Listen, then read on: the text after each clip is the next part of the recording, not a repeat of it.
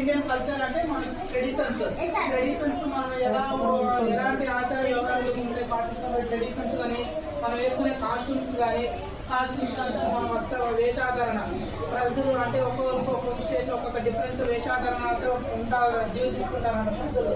తర్వాత languages development of script languages అనేది మన భారతదేశంలో చాలా రాష్ట్రాలు అన్ని సేమ్ లాంగ్వేజెస్ మాట్లాడుతున్నారు. డిఫరెంట్ లాంగ్వేజ్ కూడా తమిళనాడు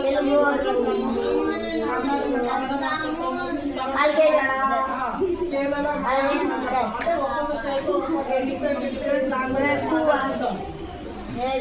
రిలీజన్స్ మతాలు కూడా చూసాం కదా, మతాలు కూడా అంతే. మన భారతదేశంలో ఒకే మతం లేదు కదా. ఇప్పుడు ప్రపంచంలో స్టేట్ లో అనుకుంటే అమెరికా కానీ ఎక్కువ ఏముంటారు క్రిస్టియన్స్ ఉంటారు. ఒక చైనా కానీ చైనీస్ అలా అంటే కొన్ని దేశాల్లో ఏంటంటే ఇప్పుడు నేపాల్ ఉంది. నేపాల్లో ఓన్లీ హిందుత్వమే ఉంటుంది అనమాట.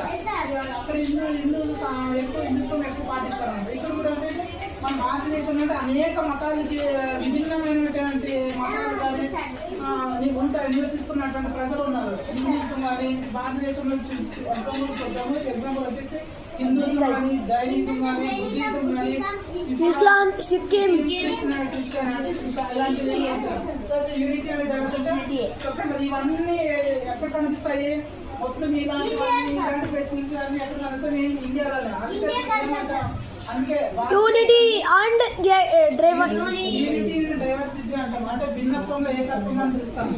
మన చోటు కూడా ఇప్పుడు కల్చర్ మన కల్చర్ అంటే కల్చర్ కూడా ఎలా ఉండేది. ఇక్కడ మన భారతదేశంలో డిఫరెంట్ ఫెస్టివల్స్ లాంగ్వేజెస్ అట్లా డిఫరెంట్ లాంగ్వేజెస్ వాల్యూస్ అంటే విలువలను పాటించడం కానీ తర్వాత రిలీజియన్స్ అంటే చెప్పండి మతాలు కనిపిస్తుంటాయి. ఫుడ్ అండ్ హ్యాబిట్స్ భారతదేశంలో డిఫరెంట్ ఫుడ్ హ్యాబిట్స్ పాటిస్తుంటారు అన్నమాట ప్రజలు. డ్రెస్సెస్ కూడా అంటే కదా డిఫరెంట్ స్టైల్స్ ఉంటాయి. డిఫరెంట్ స్టైల్స్ ఇప్పుడు టైగర్ డ్రెస్సెస్ యూజ్ చేస్తుంటారు. తర్వాత హిస్టరీ అంటే మన గత తారీఖు నేర్చుకోవడం అంటే ప్రజెంట్ గొరిల్లా జీవన